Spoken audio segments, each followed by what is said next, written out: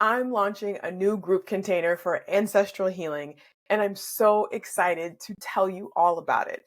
This container is for you if you've been leaning more and more into the spiritual side of life and have discovered that there is more to be done with healing with inside of you.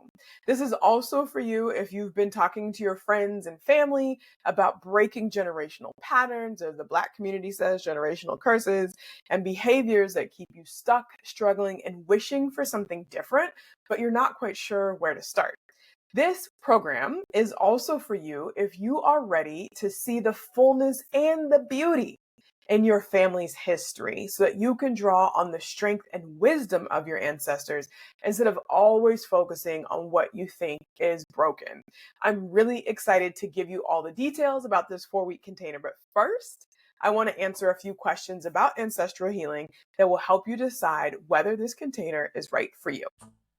Welcome to Because I've Healed, the podcast where we talk about shaking the chains of expectations placed on us by the world.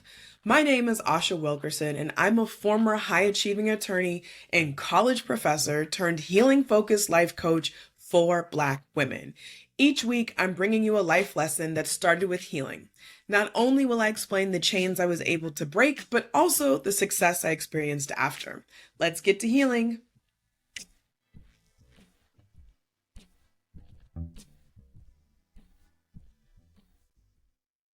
Here are 3 things that I want to clarify for you today before I tell you more about the healing container. First, I'm going to answer what is ancestral healing, and this is what I have come up with after 1, just living, 2, traveling to different countries, and 3, doing a little bit of reading from the so-called experts about ancestral healing.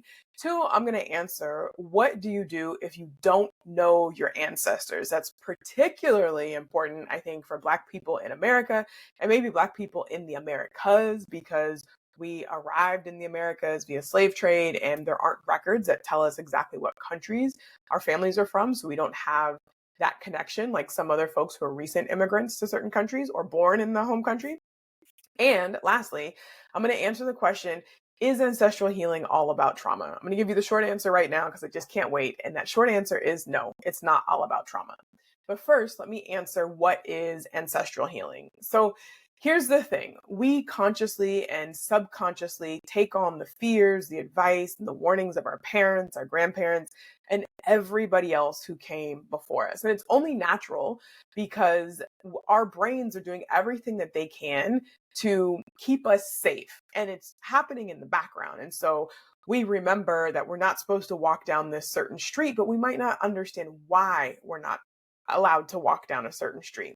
And as smart as our brains are, they don't realize that when the safe advice is no longer applicable, that it shouldn't pop up in our heads.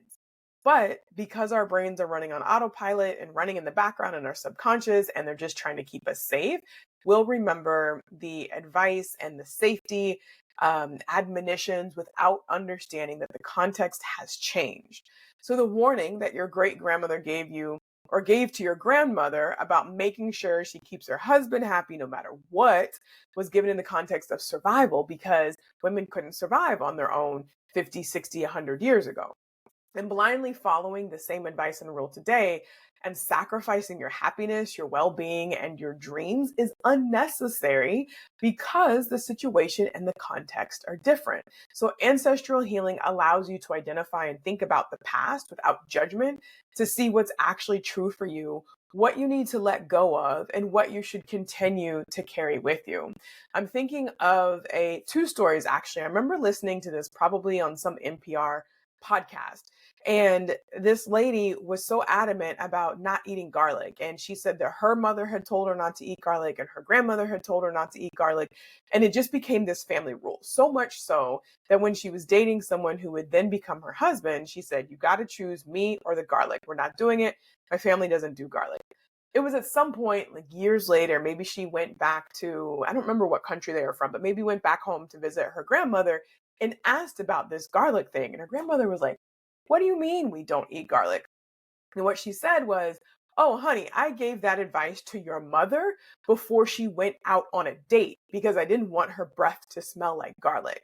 But this piece of advice had lost the context and it became this unwritten family rule that we don't eat garlic, but it was completely unnecessary.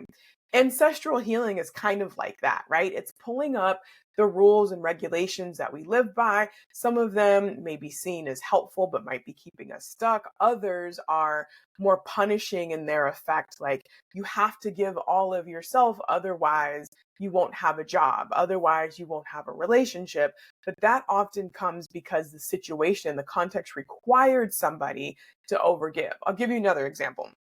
My mom and my uncle are very, very proud and prideful about never having missed a day of work, never taking a sick day, right? And I remember when I was coming up, and now we're in the age and era of self care and mental health and taking care of yourself. And when I would, on occasion, because I am my mother's child, so I rarely miss work, but when I would, on occasion, say, I'm sick, I think I'm going to stay home today, she would get really worried and that fear would come up that she had learned as a kid, because for Black people in America in the 50s and 60s and even before that, if you didn't show up to work, you were likely to lose your job. But that turned into being very prideful and showing up every day for work, which is an accomplishment, right? To show up every day, but it lost its context. Now I'm not at risk for taking a sick day, right? I'm not at risk for taking a vacation day. It is my right. It's a part of my employment contract. That's something that I can do, but it's the admonition of you have to show up every day or else that is that trauma that needed to be resolved. So now, because I understand where it came from and how it came about, I can say, I'm going to take a day off and understand that I don't have to feel guilty or scared about it because my context has changed. I'm not at risk for losing my job for taking one day off. So this is why ancestral healing is really important. It's not just all the trauma and the drama, although it can be, but it is to help you understand what things that have been told to you and passed down to you are still important for you to carry and which things you need to let go to actually live the life that you want to live. The second question I'm going to answer is, what if you don't know your ancestors? And this was a big one for me, especially as I'm selling the Ghana retreat and returning to Ghana and thinking about connecting with my ancestors. The reality of it is, I don't know that my ancestors actually came from Ghana, and they probably passed through Ghana. And so that was enough for me. But I don't actually have any records um, dating back past like 4 or 5 generations in the United States because, again, history of the slave trade, right? So the question was, if I don't know where my ancestral lineage has come from specifically, can I still engage in ancestral healing? Is there still stuff to heal? And the answer is yes, absolutely. I started reading this book and listening to a couple podcast episodes with this woman named Nancy Hendrickson, and she wrote the book Ancestral Tarot: Uncover Your Past and Chart Your Future. And she talks about 3 different types of ancestors. She talks about ancestors of blood. So those are our family members, our grandparents, great grandparents, and so on that we know are a part of our family that we can trace.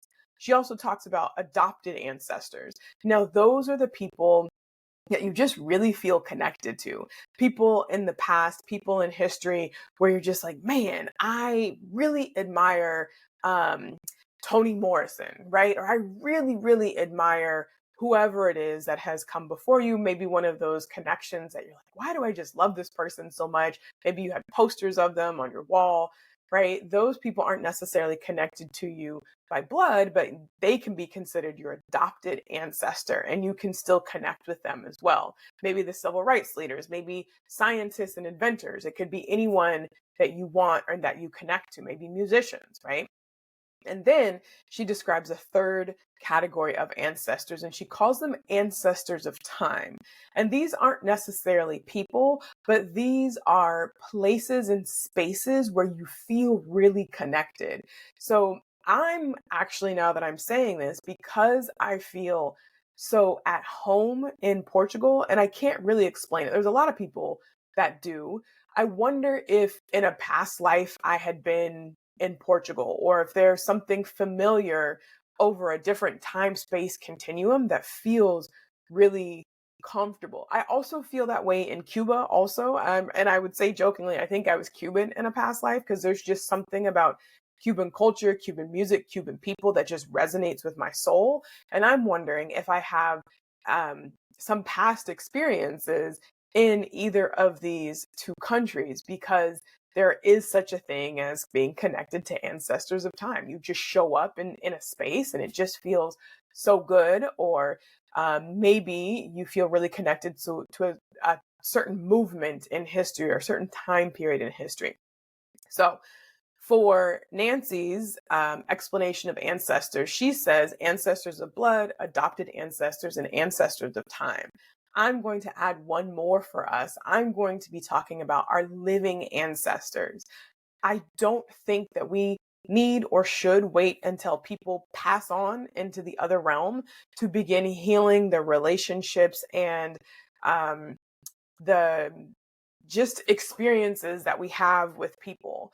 So I actually put this into practice myself and actually worked with a client of mine about healing the relationship with our fathers. So for myself, I knew that my dad was, every parent dies, right? We just can't get around it. My dad had been re-diagnosed, or his prostate cancer had come back. And that was about 2017 when he started going through chemotherapy again. And so I knew that at that point in time, there was a time limit. I didn't know exactly how long, but I knew that there was a time limit for him. And we had a very challenging relationship, to say the least. And so I decided to get into therapy because I wanted to make sure that I could heal as much as possible within our relationship and heal as much as possible of our relationship before he passed away. And so I began to do more work to understand him, to figure out new coping strategies, to figure out how to speak to him in a way that he could receive, to learn how to let some of the hurtful things that he would say just roll off my back, because I wanted to begin to heal that relationship before he actually passed away. And a client of mine, her father is still living as well. They have a challenging history where he has been in and out of her life and has, made her really independent because he wanted her to be independent, but also because he just wasn't able to support her in the way that she needed and wanted. And he had come back around and wanted to meet her children, his grandchildren. He had not met them before, but because they had been estranged for a period of time, she was not comfortable with just letting him in to see the children, which is totally understandable. So we began to work together to reimagine a relationship and to put practices and actually conversations into place so that she could begin to heal that relationship with him, to be able to allow him to interact with her children and to reestablish a relationship for herself with her father.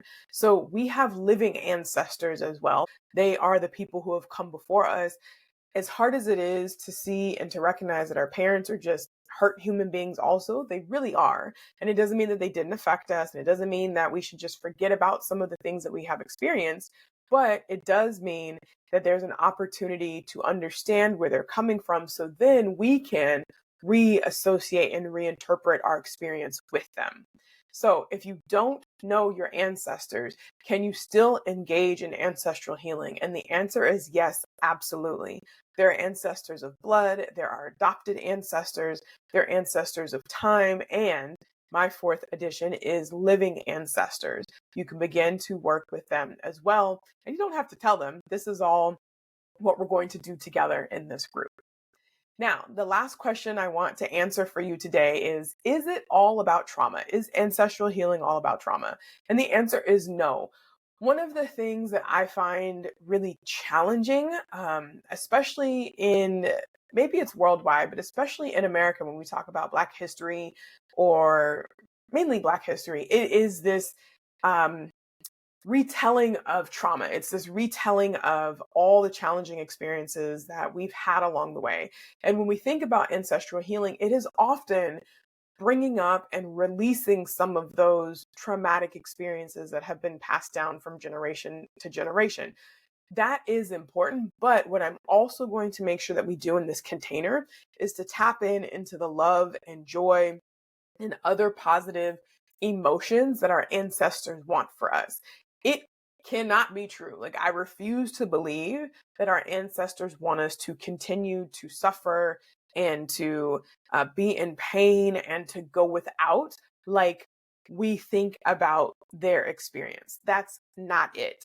So, one of the reasons why this came up, this always comes up for me, but a couple weeks ago, I was co-leading a retreat and I was participating in one of the experiences. And this was a brain spotting exercise where we were asked to think about something that brought us joy and happiness and to notice where we felt it in our body. That was fine. That was easy enough.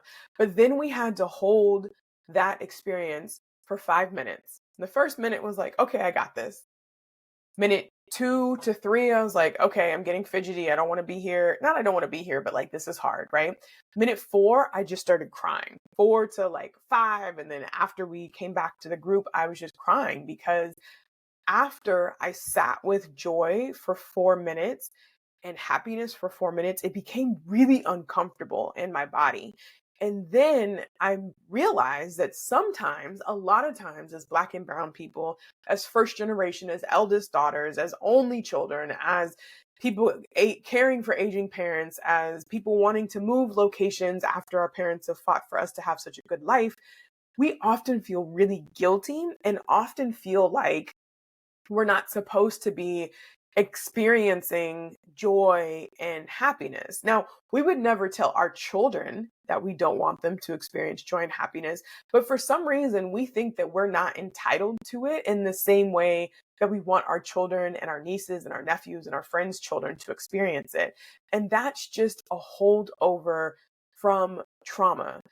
You being your ancestors' wildest dream has nothing to do with you living a life of self sacrifice and being miserable just to have a corporate job or just to do what other people tell you. Their dream for you is to actually be as free as you can be wherever you want to be, living a life that makes you happy. But in order to do that, you have to get comfortable holding joy. You have to get comfortable holding love. You have to get comfortable holding excitement and not let it make you feel guilty because you are experiencing more and better than the people who came before you. So, part of what we're doing in this healing container is not just calling up and releasing trauma and hard things. We will do that, but we're also going to call up and bring in joy and love and happiness and success and get used to holding that so that we can actually move forward and experience the life that we've been working towards. So now, let me tell you about this container that I'm so excited to bring to you. This is a 4-week ancestral healing container, and it's the quick deep dive that you need to uncover parts of your lineage that need healing and release so that you can live your fullest life.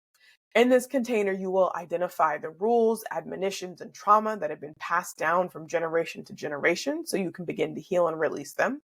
And you will tap into the joy and power of your lineage and recognize that you are whole and complete and capable of carrying out your ancestors' wildest dreams, which are for you to be free. You will begin to experience freedom and power that you never thought imaginable because you will be connected with your ancestors, guides, and spirits that walk with you every minute of every day. They're already around us. We just have to tune in. So, what I want you to do now is head over to ashawilkerson.com/ancestral-healing to save your spot. There's a limited number of spots available because I want to preserve the trust and intimacy of this group. The investment into this container is $444, and this is a great opportunity for you to invite your friends and family members to join you. So what does the container look like? We are meeting on Sundays beginning September 1st for 90-minute breathwork sessions. And these breathwork sessions will be focused on, first, we'll be connecting with your ancestors. Second, we'll be identifying and releasing the trauma that we need to let go of. third will be connecting to joy and love and other positive emotions that they want for us. And the fourth week will be really tapping into and listening to what advice they have for us moving forward, because they want us to have all that we want.